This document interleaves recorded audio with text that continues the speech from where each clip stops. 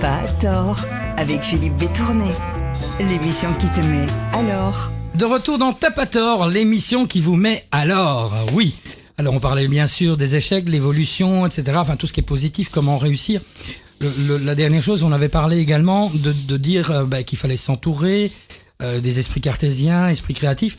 Moi je suis un esprit créatif, mais un petit peu trop esprit créatif justement. Et j'ai dû m'entourer de personnes plus cartésiennes par rapport à tout ce qui était comptabilité, par rapport à tout ce qui était administratif, parce que j'aime pas ça du tout. Et ce qui m'a permis maintenant d'avancer beaucoup mieux et dans mes projets. La créativité, moi je l'ai souvent ressenti comme un frein. Comme un frein parce que, tu vois, j'ai une idée, et puis elle se développe tellement que je pars dans tous les sens. Comment est-ce que je peux gérer ça ?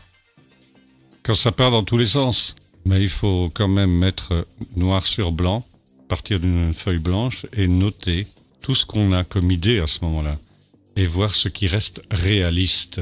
Et alors, une bonne façon d'y arriver, c'est d'utiliser la technologie SMART.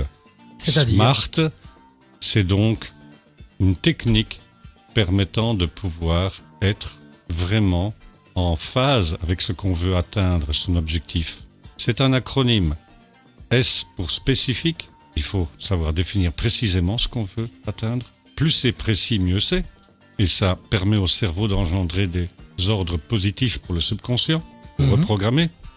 Le M, c'est mesurable. Il faut pouvoir mesurer ce qu'on veut faire. Il faut y aller crescendo. Il faut chiffrer alors. Siffler. Chiffrer. Siffler en travaillant. Chiffrer. Chiffrer, oui. Chiffrer autant le résultat financier à atteindre que les ressources. Définir tout ce qu'il y a à mettre dedans. Tous les éléments pour arriver à atteindre son objectif. L'autre, c'est le A. Il faut qu'il soit atteignable. Il ne faut pas espérer décrocher la Lune si on n'a pas quitté la Terre. C'est logique. Que veux-tu que je te réponde là-dessus ? Le R, c'est réalisable. Il faut y mettre les moyens. Est-ce que j'en suis capable Oui. aussi ?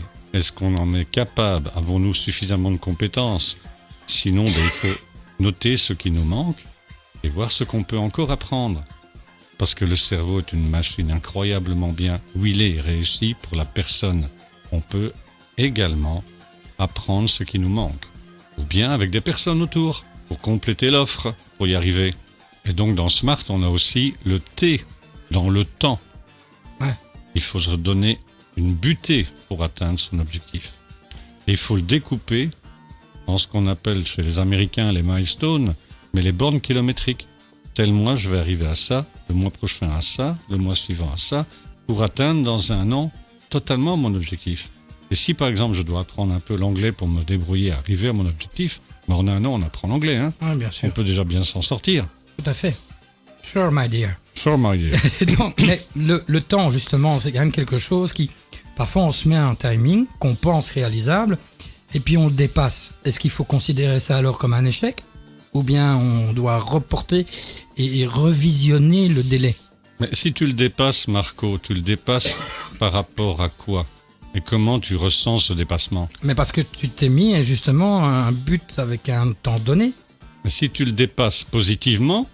Non, si tu n'es toujours pas... Allez, voilà, je veux que tout soit réalisé, qu'on puisse démarrer, par exemple, dans un an.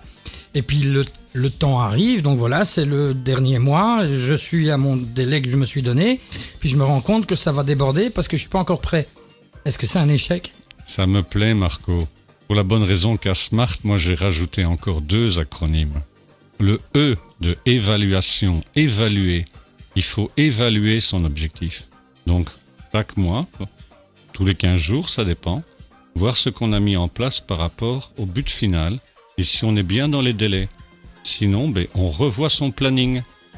Ok. Mais il y en a encore un, hein, c'est le V. Qu'est-ce que ça peut être le V ? SMARTEV. SMARTEV, on dirait qu'il parle russe là. Valider. Ah ouais. Si on ne valide pas, ça je suis arrivé à ça. On vérifie avec soi-même, avec d'autres. Ok, je continue. Je réévalue à ce moment-là l'étape suivante. Valider. Philippe Bétourné, l'homme qui invente des acronymes. Tout à fait. Alors bon, ça c'est bien sûr un avancement, c'est ce qui nous permet de mettre tout ça en place. tu utilises beaucoup la feuille de papier, d'après ce que je peux comprendre. Oui, la feuille de papier, ça permet de mettre tes idées concrètement dans ton cerveau aussi. Mhm. À ce moment-là, tu peux reprogrammer par le subconscient. Le subconscient, alors, est pas si difficile à atteindre que ça, en final, quand on t'entend. Le subconscient, c'est ce qui est 90% de ce que nous faisons sans le savoir. C'est un super programmateur. On a fait des études avec les neurosciences depuis 10 ans et on prouve qu'effectivement, attirer des choses à soi, si on n'y travaille pas consciemment, c'est-à-dire qu'on ne reprogramme pas, dans le présent il faut être. Dans le présent, il faut être. Dans le présent, on est. Une petite pause de musique. À tout à l'heure. T'as pas tort, l'émission qui te met alors. T'as pas tort avec Philippe Bétourné.